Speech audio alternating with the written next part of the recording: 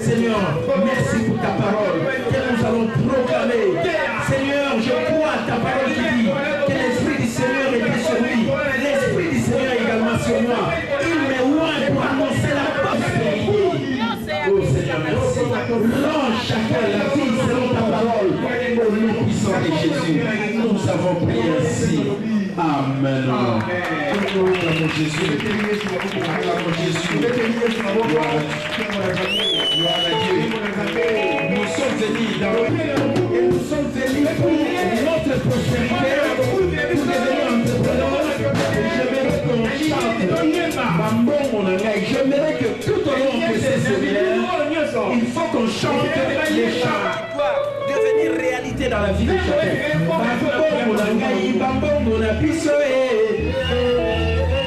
Allons-y rapidement sans plus tarder.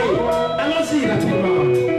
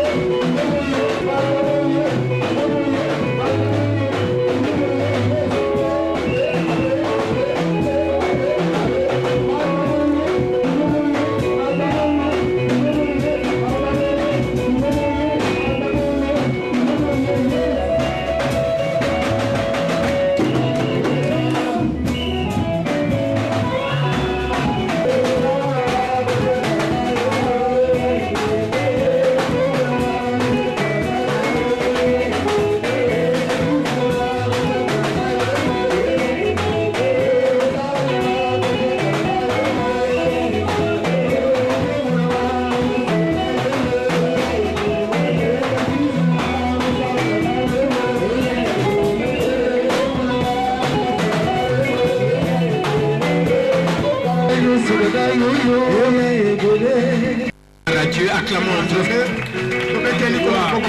les seigneurs des seigneurs, le lion de la tribu de Juda, l'étoile brillante du matin, l'alpha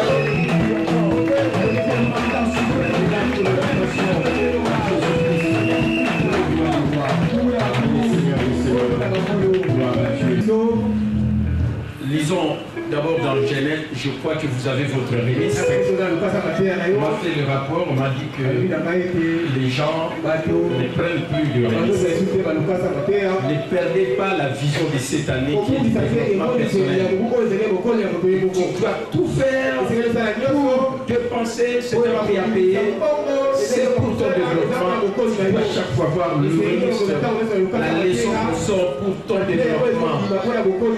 Que ce soit spirituel, mental et physique. Amen. J'aimerais d'abord ajouter, ça ne se trouve pas dans le remise, c'est ce pourquoi je vous dis, la part de remise, ajouter ces versets, Genèse chapitre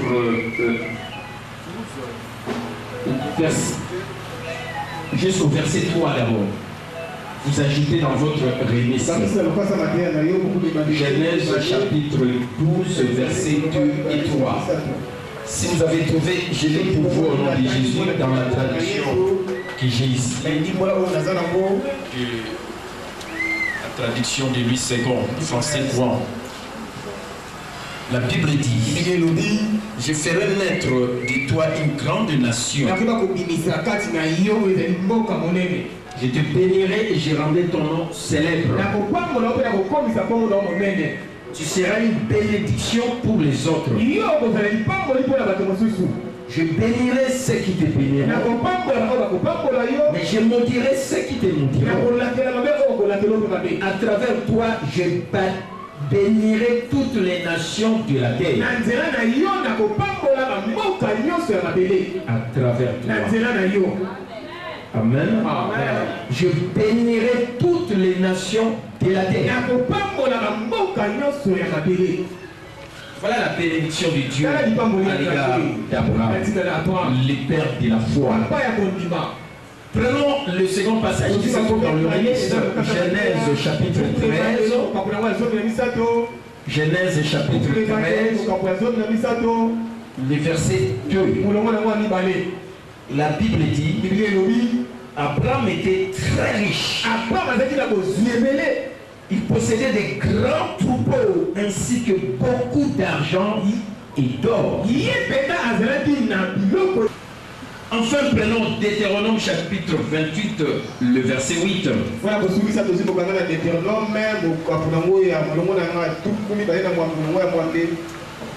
28, verset 8.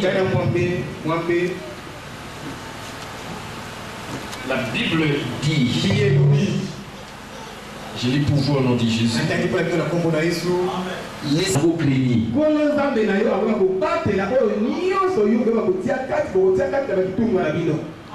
Alors écoutez, c'est là où se trouve le rhume à l'essai. Il fera prospérer tout ce que vous entreprendrez.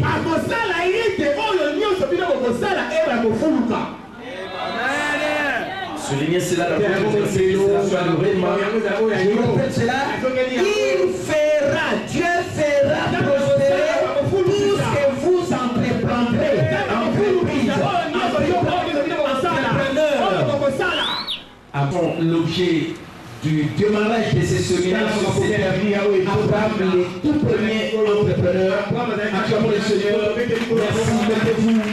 Gloire à Dieu, pour la première fois aujourd'hui, nous vous accueillons dans la joie pour suivre ce séminaire. Amen. J'aimerais que le protocole, pour que vous arriviez à comprendre et saisir la pensée et devenir des entrepreneurs. Amen. Ici, protocole, ici. Entrepreneur. Abraham, il est entrepreneur, donc entreprise Amen. Amen. La première entreprise. C'est lui qui a entrepris. Et Dieu a dit, Abraham, je bénirai ce qui te bénira. Et tu deviendras une source de bénédiction pour toutes les nations. Amen. Toutes les fois que moi je sais des fois, Dieu nous a donné une tâche d'amener toutes les familles de la terre à la bénédiction. Voilà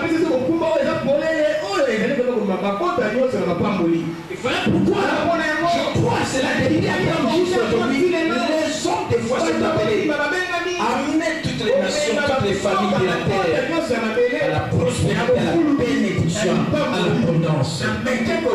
Amen. Amen. Et la vérité fondamentale de ce premier jour de ce séminaire dit la meilleure façon de gagner davantage d'argent est de devenir entrepreneur. malamu ya kola kozwa oyo ezali mbongo ebele esengeli yo koma mpena mokonzi ya entreprise na yo moko.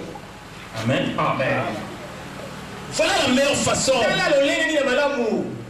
de gagner davantage d'argent. C'est de devenir entrepreneur. Vous savez, dans les intelligences financières que je vais vous en... peut-être à la fin, mais dans ces séminaires, dans ces intelligences financières, la première intelligence financière, ou bien le premier quotient intellectuel financier, c'est ce qu'on appelle comment gagner d'argent, davantage d'argent.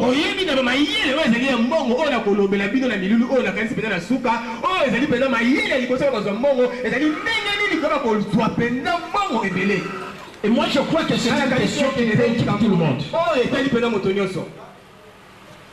Chacun de nous aimera poser cette question. Ou bien comment je peux gagner davantage d'argent? Et dans ce séminaire d'entre les jeunes, je vous donne la réponse. Il faut devenir entrepreneur.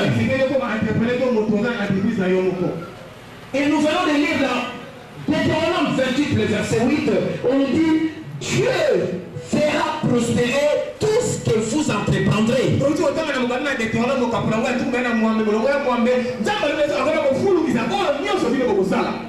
vous voulez prospérer, il faut faire quelque chose que Dieu va faire.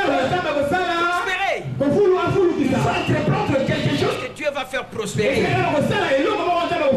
si vous n'avez pas la chose, alors vous allez vivre la prospérité de Dieu. Amen. Amen. Alors suivez l'exposé de mon enseignement en ce premier jour. Je vais rester dans le registre, vous exposer cela, et après je vais vous expliquer pour saisir ce qu'il faut saisir et qui va vous motiver à vous engager dans ce terre entrepreneuriale en ce 21e siècle.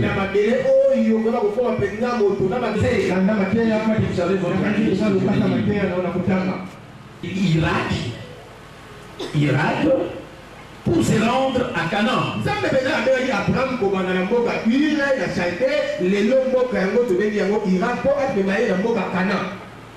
Les paroles de l'Écriture sont magnifiques dans leur sous-entendu. Il dit à Abraham, va-t'en de ton pays. À ce moment-là, c'était Abraham. À l'âge de 75 ans, accompagné de sa femme, de sa famille et de son neveu, Abraham partit comme l'Éternel lui avait dit pour un voyage de plusieurs centaines de kilomètres vers un endroit qui lui était inconnu.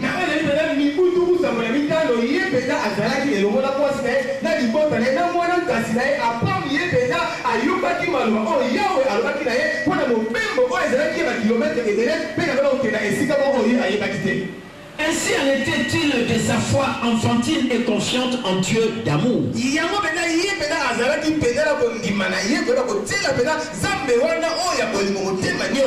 L'auteur de l'épître aux Hébreux dépeint une image poignante en disant c'est par la foi qu'Abraham, lors de sa vocation au pays, est parti pour un lieu qu'il devait recevoir un héritage.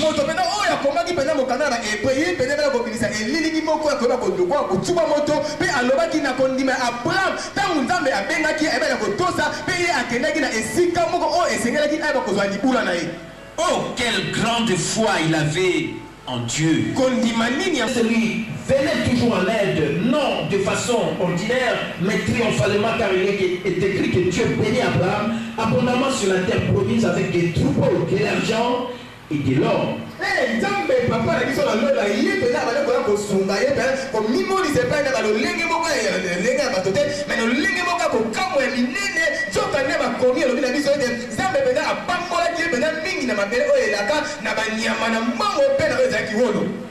Actif à l'âge de 75 ans.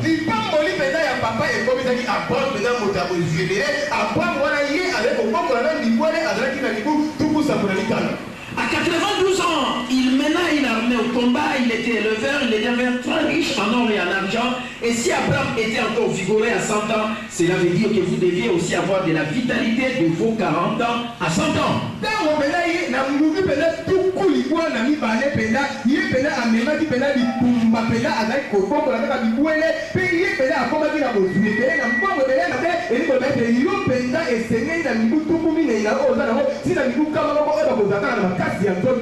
À ce qu'on sache, la toute première personne dans l'histoire de l'humanité à avoir découvert libre entreprise et le patriarche, c'est-à-dire la libre entreprise, à savoir le principe de l'entrepreneur, et le patriarche Abraham. Abraham était un nomade originaire du pays dur. Et lorsqu'il dressa sa tente et élit domicile dans le pays des Canaan, il s'est rendu compte qu'au lieu d'errer ça et là et de se nourrir du fruit de la terre, il pouvait s'enrichir beaucoup plus s'il s'établissait en un lieu fixe où il domestiquerait des animaux en produisant donc sa propre nourriture.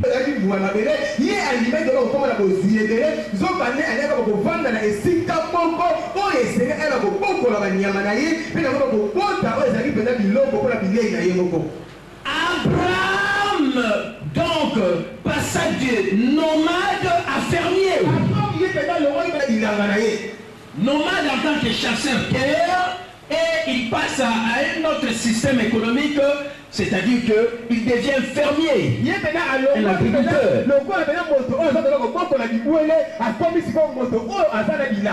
Un propriétaire terrien ou foncier. Amen. Amen. Et l'histoire d'Abraham est celle d'une transformation radicale donnant lieu au passage d'un type d'économie à un autre type totalement différent.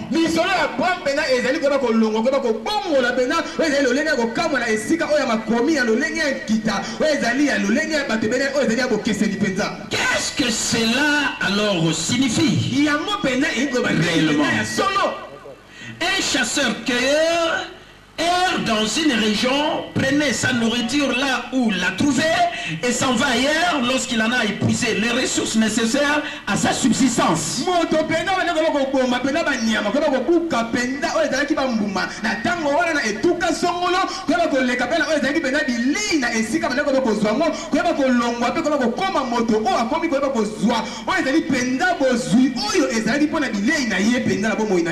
À l'époque d'Abraham, c'était la source économique en vigueur. Presque tout le monde était cueilleur. Les tribus allaient de lieu en lieu, en déplacement perpétuel vers une autre terre.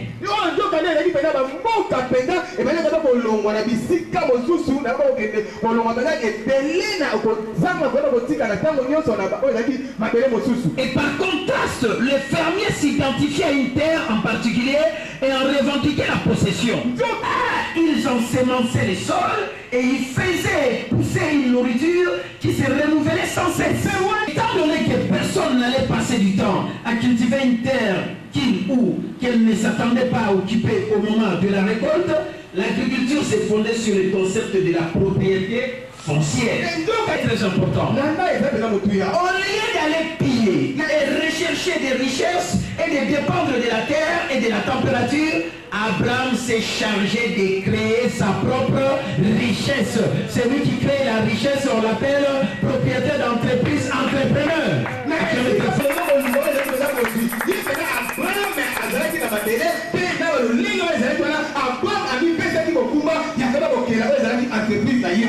Cela signifiait que dorénavant, au lieu de prier, mon Dieu, donne-moi la nourriture demain, il allait prier cette fois-ci, mon Dieu, donne-moi la force et la sagesse de bien ensemencer le sol pour bien me nourrir, d'attendre 10 mois pour qu'elle pousse et puis de la récolter en prévision de l'hiver ou de la saison.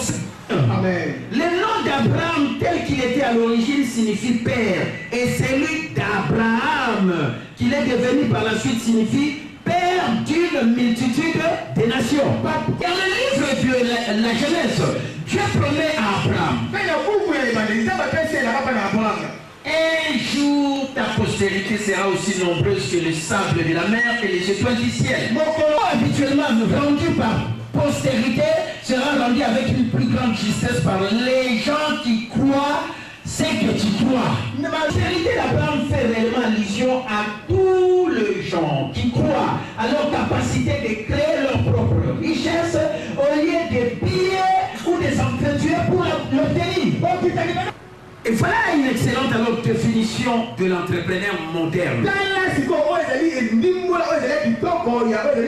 Les entrepreneurs modernes sont ces gens qui croient à leur capacité de créer leur propre richesse au lieu de piller ou de s'entretuer pour l'obtenir. Ce n'est pas simplement le père de certaines populations ethniques ou religieuses.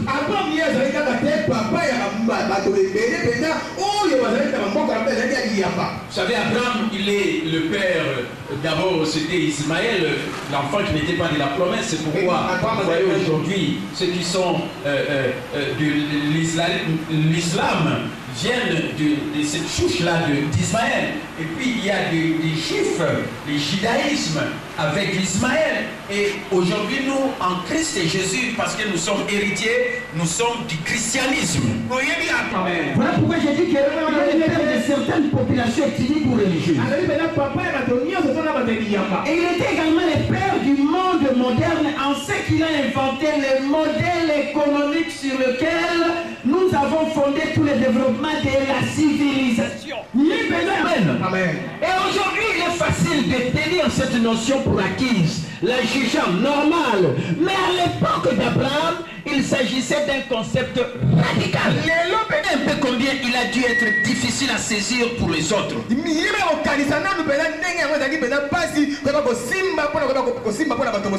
de guerroyer, de s'entretuer et de classer ou de chasser là où Dieu a mis la nourriture, vous deviez rester sur place, posséder votre propre terre et y faire pousser votre nourriture. Voilà le système économique que Abraham, le tout premier entrepreneur, a mis sur pied et qui est en application même jusqu'à aujourd'hui.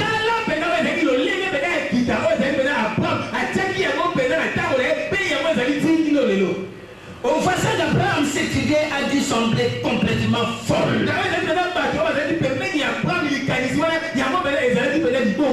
Et dans les temps d'Abraham, et non aujourd'hui, au lieu de s'agir d'un lopin de terre, il peut s'agir d'une entreprise qui est relative au lopin de terre dans le temps d'Abraham. Le principe reste exactement le même.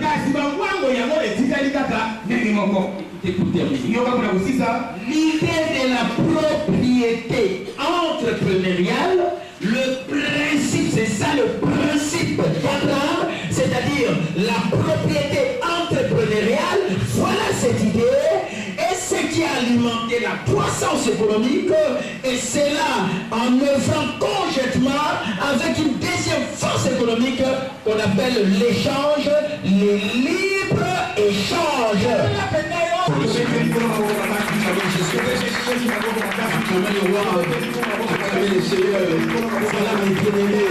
L'exposé de ce séminaire en ce premier jour, Abraham le tout premier entrepreneur. Mais bien aimé, Dieu a dit à Abraham, va-t'en de ton pays, allez dans un pays qu'il ne connaissait pas. Et Abraham a obéi, il a pris sa femme, ses enfants, son neveu, l'autre, et son père, et puis ils ont quitté les lieux, ils étaient partis dans un pays inconnu, jusqu'au moment où ils sont arrivés à Canaan, et c'est là où il s'est installé, et c'est là où il a pris un lopin de terre, et c'est à ce moment-là qu'il a instauré ce système économique que nous appelons le libre entreprise, et qui a suivi un autre système économique qui assure le développement aujourd'hui, la croissance économique dans les différents pays aujourd'hui dans le monde qu'on appelle les libres-échanges. Sa ville natale. Et pour aller dans le pays où Dieu a dit, là où il est allé, c'est ta vie. tout ce temps-là, il y a tout un système économique qui était en application. C'est-à-dire les gens étaient des chasseurs, ils faisaient la cueillette. Amen. Amen. Kolongwana tiba comme dans le pays des Kano. Bazo Kébéri, baza la nomade, babi ba nomade. Donc pour vivre au moni nyama au bomi, au lié, au moni moi nzete moi bimisi moi mbuma, au kamati buki, au lié aux akokende. Ce qui est zate, alors à ce moment-là, aux ananzala, peut-être au niveau là l'anzala te kufa et pour même pour ah yekuna tana kunaye, pesangai, abose la te so moni. Il y a ta makasi aliki. Quand on y a pillé, vous n'allez pas y piller. Amen. Et l'élevé le Koana et continue à tirer l'eau. Tout ce monde en est. Vous faites un peu vous voyez, il y a un bout de la partie. La Bible dit que y a la Bible de makasi pour la nuit parce que voilà.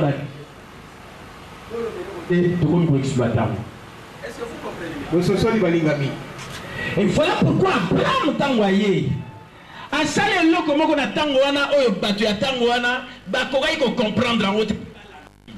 C'est-à-dire atika système économique laki ya chasse na ya ke. Pour ya kokoma na système économique oyo babengi ya entre. Vous avez compris à travers ce qu'on se dit au recueil de moko makasi.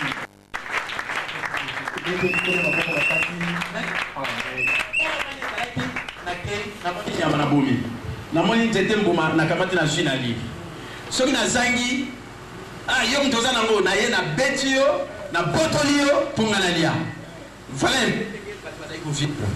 Première ère où il va baigner un système économique, il a chasse na kayet.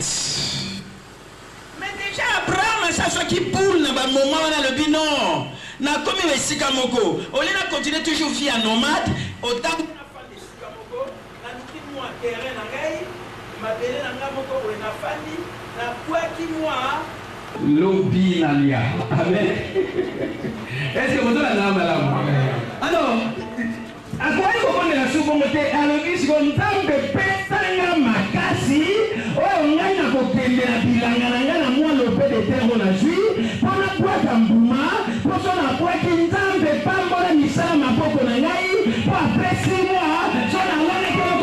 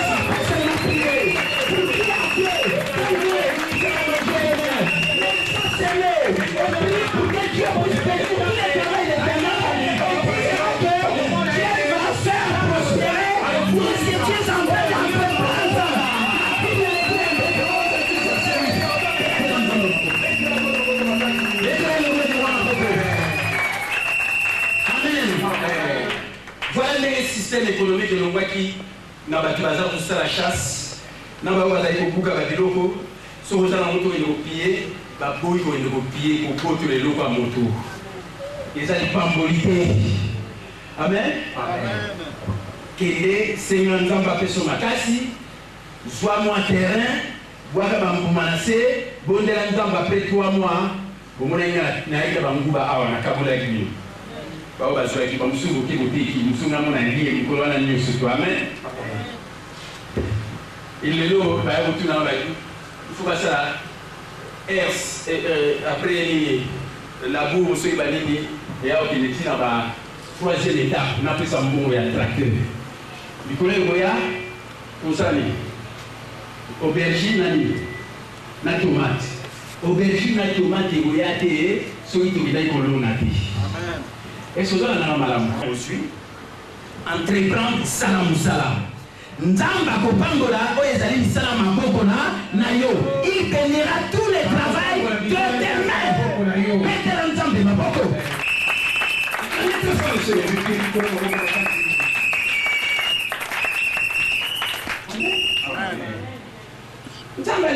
okende motazo le loko ke ko to na makasi. Amen. Et na tango na Abraham ta maji ide wana, bweni ba te bele ta ba comprendre ba makambo ko sana tango wana ba te bele ba comprendre ba modi. O ti kana ndenge o sala makambo ndenge ya kala. Lukaka ba nyama ba goma, lukaka obuka ba ya alors que Abraham sa koti na deuxième système économique o ezali ya nini entrepreneuriat, c'est-à-dire que oyebi ko soit propriété na yo loni eloko et puis et comme ko musulman bon comme propriétaire foncier. Amen. Il n'y a pas d'agriculture, il besoin de ici. Tout le monde a chasse na keye, aucune agriculture. Ba propriétaire foncier, ba roi, ba mu besoin battu sikoyo, so ba sali na ba dini, alors ba so futa ba défense na ba terrain na bango. Tout le monde a système économique moko boye, o ezaki a kalipandeli, o ya chasse na keye, tout un système économique o ezali a propriété foncière, o ezali ya libre entreprise. Amen. Voilà pourquoi Mboka va favoriser la libre entreprise. Bazotika batina bamba yeba ko sala makambo bangonde ba développer ba komi ba pays o msu bazala na richesse te ba komi ba pays émergent. Afin que o ba le dire ko s'agit l'échange. Amen. Soki o sali bilanga na yo. Après bimisi ba mbuma. Tango buki. Amen.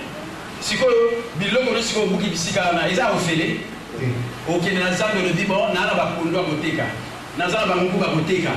Oyo olingi ba pesa ngambongo échange. Amen. Donc il faut même loko moko osalela échange. Yo kamati opesa loko euti na bilanga na yo, euti na sama bele, alors so lingo zo ngo pesa ngambongo. Pondu yango yo. Amen. Nguba yango yo. Amen. Aubergine yango yo. Ya ofelete. Au kamati en échange. Lobi na yoga ki mama diaconesse nani so na dawo ba. Na ekoli so ba ba ina sala bango fele. Mambo fele ezate échange. Obonisi suki ya moto akamati apesi mbongo so ozipe mbongo yo o prospérer na yango. Betela nzambe maboko. Voilà bande ya makambo même de côté économique les autres université Rema école du succès. Amen.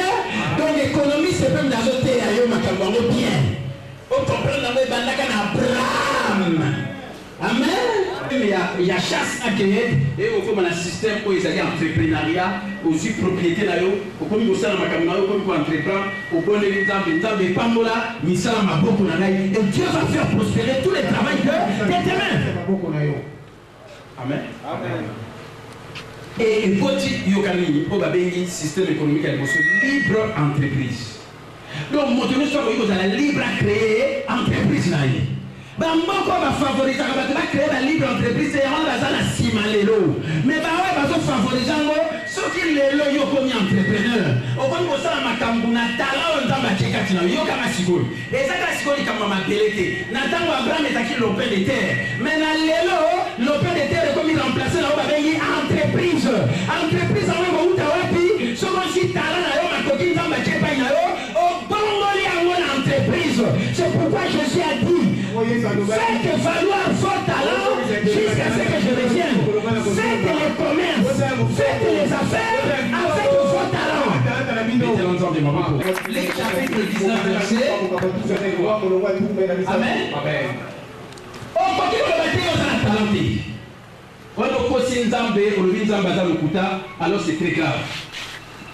Dieu ne peut pas mentir. Dieu a dit que aux hommes même dans le talent, parce que par rapport il y a talent, et ça qu'on le dit c'est que mon tomo a dit que talent t'as mis dans comme ça ils ont 10, mon soir qui 2, à comme ça on 4, mon quoi qui mon quoi salinini, à kundi, les lobes dans Nzambe belé pe battre belé, mon ça na bango bokunda on Nzambe cheka tina bango, au lieu comme ça on entreprise va on a conçoit, ba revenu pour la vie na bango.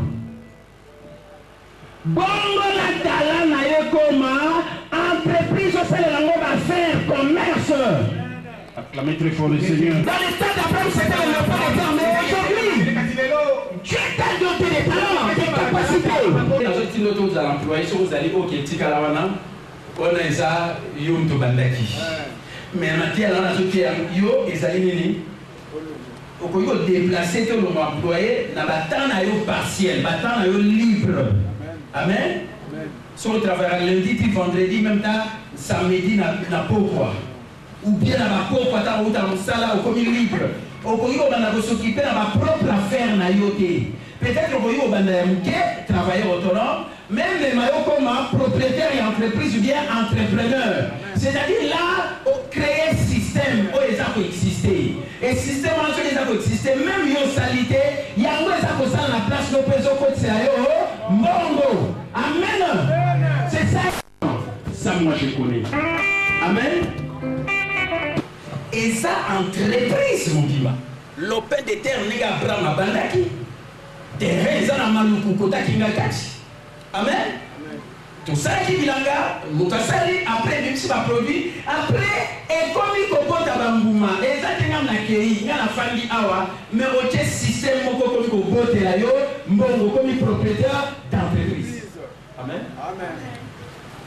Propriétaire d'entreprise, entrepreneur, Abraham Balobi, c'est lui qui est le premier à créer la richesse. Abraham avec la autant de la suite de la na fanda awa na suis l'opère de terre na loni tant na loni na mbalamoko sikoyo ba mumedini na komi ko buka tant na buki biloko na buki na sala nini na komi ko partager na komi ko sala entreprise libre entreprise et puis na komi ko sala échange na mbalamoko na sala na créer richesse entrepreneur a créé ka bosui richesse. Amen. Comme entrepreneur pour créer richesse aussi. C'est ça être un entrepreneur. C'est ça la valeur fondamentale financière d'un entrepreneur. Créer la richesse. Mandele Zareka Aboye, Moutouma Asu Maele, Asu Banyama, Ibola comme beaucoup là. Aussi moi Moulo Moko Bonamba, Moko comme beaucoup là, comme 2, 3, 4, 5, 6, ainsi de suite. Amen. Pour créer richesse. Et ça comment t'es? Comment tu peux voir Bambouma, Nambamo, que Botelé Balini, Nambamo, ça il y a créé richesse, c'est ça être entrepreneur, créer la richesse, ça c'est investisseur. Et les Balini. Mbongo aussi une entreprise, nous sommes vivants. Au Congo, comme Mbongo, on peut investir en haut. Amen. C'est-à-dire que Mbongo est comme il faut ça la pour la yo. Si on est employé, on a ça toujours pour la Mbongo. Si on est habilité, pour que la salaire va aussi le salaire.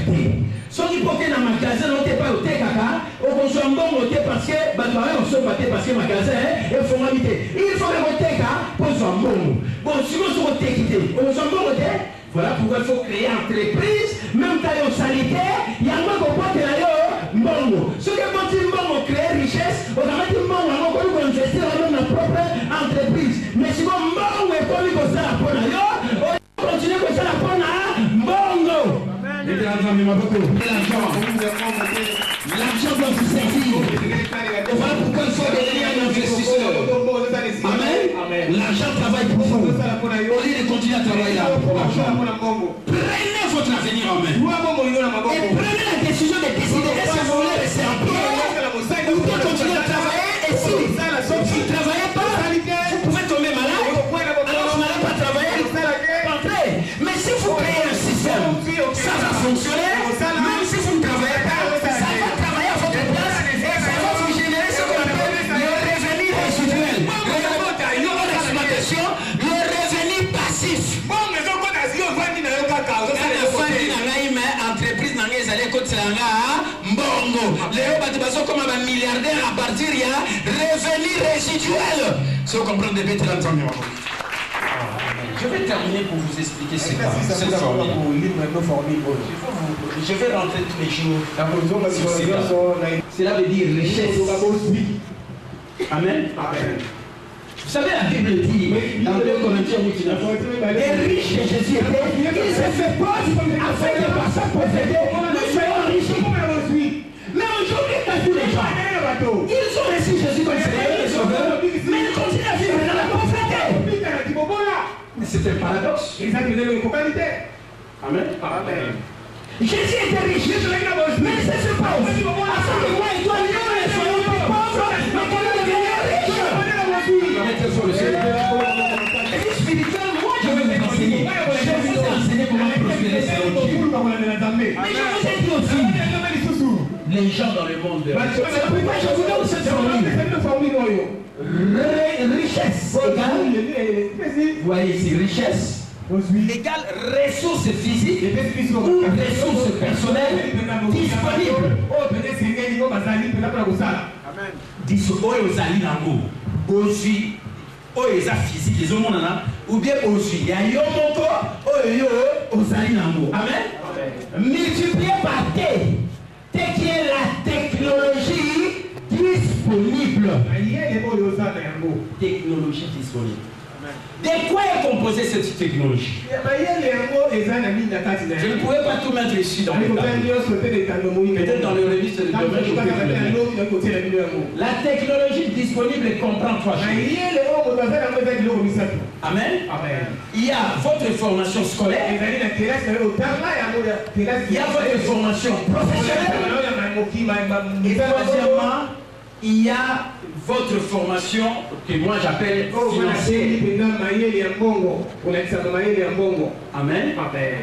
Donc, dans l'ensemble, on dit que ce sont vos compétences. Amen. Dans RP, ressources physiques. Nathan et Abraham, l'opé de terre, il y a des ressources physiques. Nabata on a vu sur le lot, au niveau ligate, bamboka mususu, bazana pétrole. Mutumote mtakamata acheli pétrole, les richesses nous avons mtacheli. Amen. Ba diamant tout ça na bamboka na biso. Ah oh, ba biloko la ressources, ça la ressource physique. O nzamba pesibino. Amen. Amen. Na yo moko siko kibo moto, yo moko. Amen. Soto longo na kola mboka RD Congo, tout ça na ba richesse. Pétrole ezali, pétrole comme si on a la matière du soir. Pétrole ezali, or ezali, il y a des ressources physiques. Amen. Mais ce qu'on soit aussi na yomo comme montou, ressources personnelles et ça ni, et ça constitue premièrement dans la relation na yo. Amen. Donc il n'y a pas de ressources au monde, il y a des ressources personnelles disponibles. Ba relation na yo batuni yo ba yo kanaka na yo ba chaka yo confiance et ça ressource mobima ne naza passer obino bozo a boza ressource. Amen. Boza na raison na yo ta ke ba linya vraiment yo boza na ba camarade no ba mina yo baza ressource na yo bato yo baza kana yo pe baza ko cha confiance e pa na yo o ko constituer na bango réseau. Ça c'est la première chose, la ressource là yo, au personnel. Deuxièmement, toujours la ressource personnelle. Ezali connaissance yo sanango. Ndemo zana vie na yo, est-ce que yebi eloko moko oyo sanango boyebi au sala.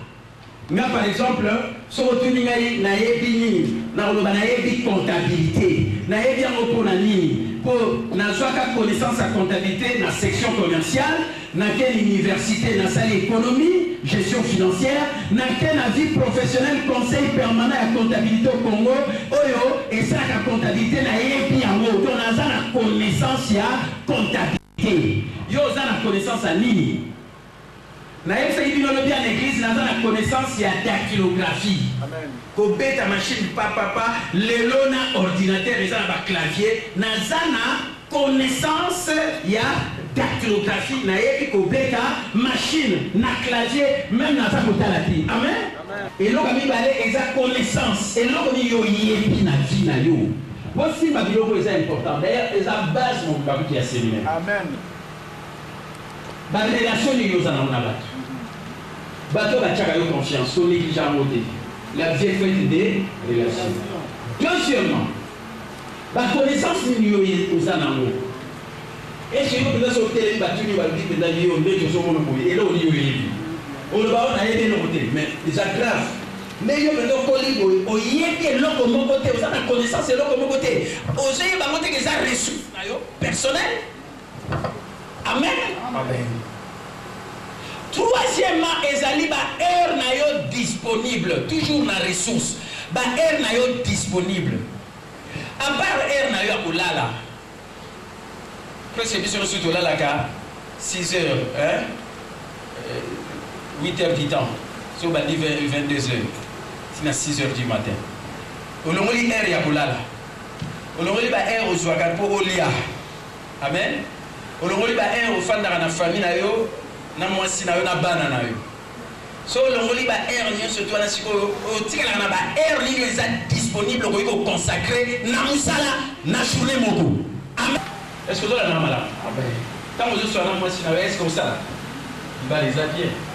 Quand vous êtes sur un bana papa na biso. Il a ambiance sa famille. So l'allié sur ça au salaté. Amen. So zolia au sala exacté. So le woli ba air wana siko tali na journée mobimba. Air ni otikali na ngo oyo au salaka réellement musala. Amen. Et oyo ba dengi ressources na yo personnelles.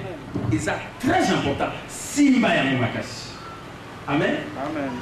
Soto jango kamata multiplier ngo ba tie fois multiplication. Na technologie. Technologie ni pour le nini et comme si pour le likambo ya compétence. Amen. Côté à ressources na lobby, oyebi eloko nini, eloko oyebi ba bengi connaissance. Amen. Tandis que oyo oyebi mais osalela kape yango ba bengi compétence. Est-ce que vous en avez bien? So na yebi ko beta dactylo. Na la connaissance au beta machine. Amen. Amen. Mais n'a pas compétent dans nous parce que tant nazo bêta na bêti dans ordinateur bâtiment un peu message dans le monde entier écrit dans internet amen. N'a pas faire preuve il y a compétence. Amen. Compétence c'est à côté à technologie. Amen. Donc et l'on va poser à technologie aux la compétence ligne. Il y a formation scolaire là. Vous voyez que tanga la dîme de la 3e année. Savoir lire. Amen. Oyebi comment la dîme de la 1re année, de la 2e année n'a commis. Oyebi ko compter 1, 2, 3, 4, 5, 6 n'a compté. Amen. Oyebi ko calculer 1 plus 1 égale 2. Amen. Badenyango formation scolaire et pétion compétence oyeba kotanga oyeba kokoma oyeba ko calculer nyonso tuana amen eza élément liboso ya technologie élément libale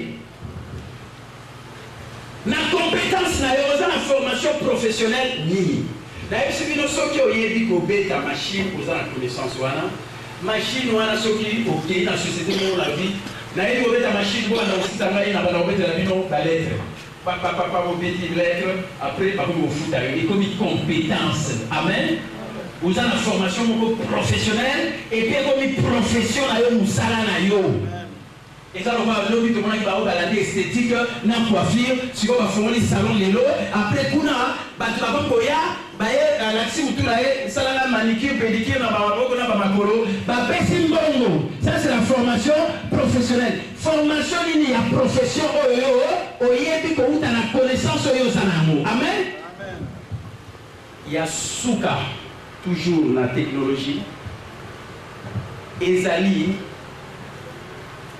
babengi ndenge mokili eza kosadapte lelo ndenge tokomi na monde ya vitesse information amen est-ce que yo oyebi kosadapte na basituation ya lelo ntango abraham akomi kosala bilanga azwi esika komi kolona mais bato bazali kokontinue kolanda banyama koboma après kozwa banini bambuma baliaka bazoyeba teke okoki kotikala mpe esika moko okomi ozwi terrain na yo oloni ocréer richesse et puis ozwi bozwi amen est-ce que vous comprenez là donc troisième eloko ezali oyebi kosadapte na bachangement ezosalama lelo na mokili amen au moment où batu siko bakomi abraham siko abraham bamonaki fou mutaliboma biso tozovivre na koboma banyama banini kobukala babiloko na banzete yo olobi otika esika moko créer richesse yo za fou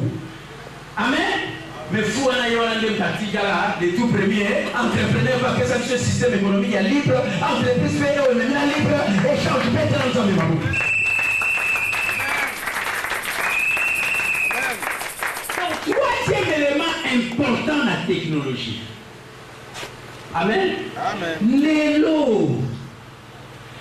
Lelo va faire réseau ça la mandenge ni. Maman sote magana porta ndako zote kama mangu bawana ngoni sio kwa finance wao wa plus wa mbongo kwea. Pour y s'adapter na réalité à moment. Amen.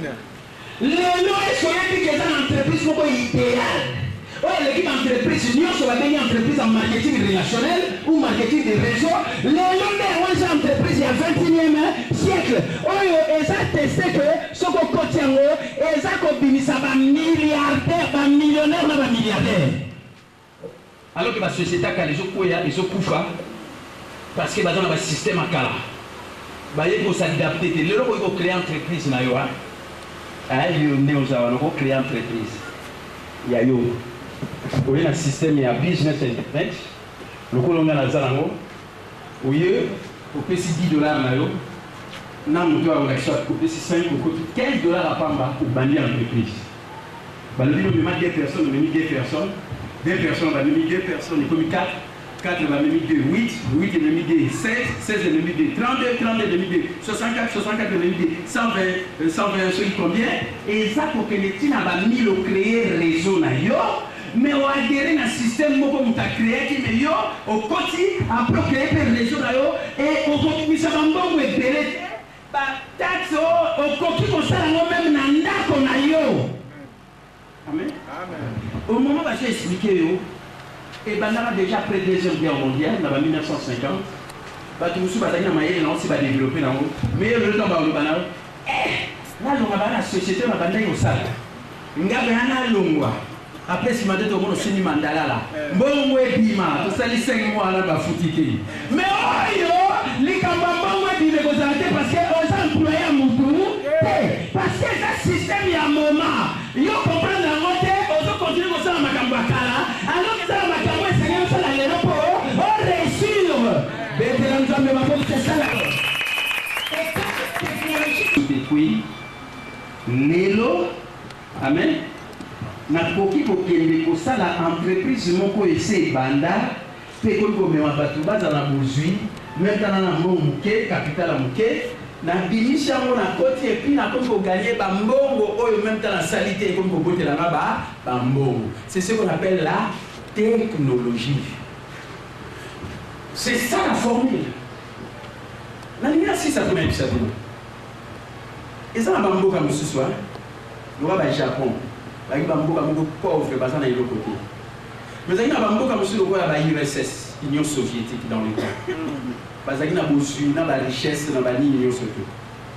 Mais ça là que beaucoup de puissance économique dans le monde des cas, mais comme il y a un retard, l'Union soviétique il y a des agrégés, des profits, comme aller dans la Russie.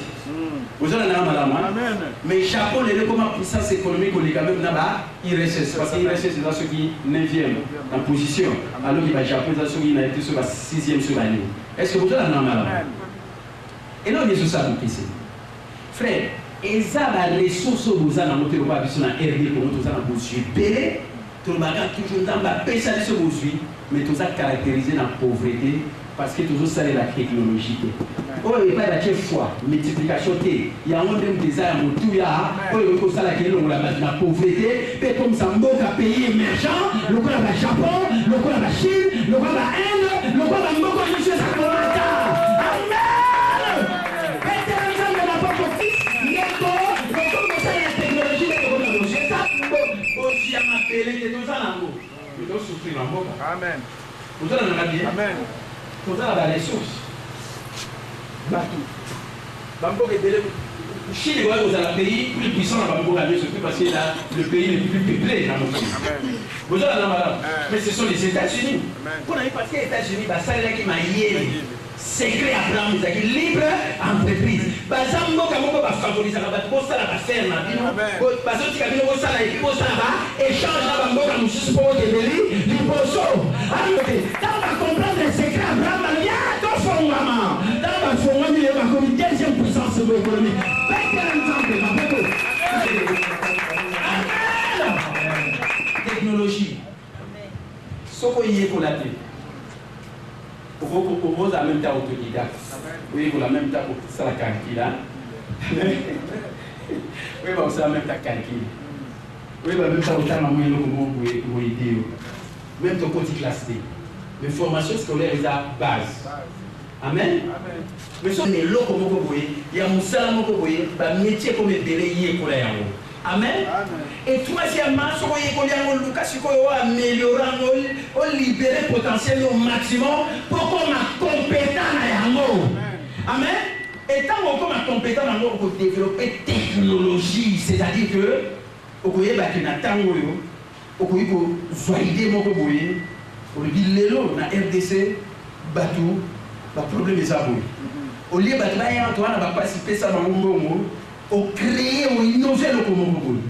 Et quand on crée le Congo, directement, on taper demande. Parce qu'on a relouqué le Congo, après, on va servir, on s'échange, et qu'on met à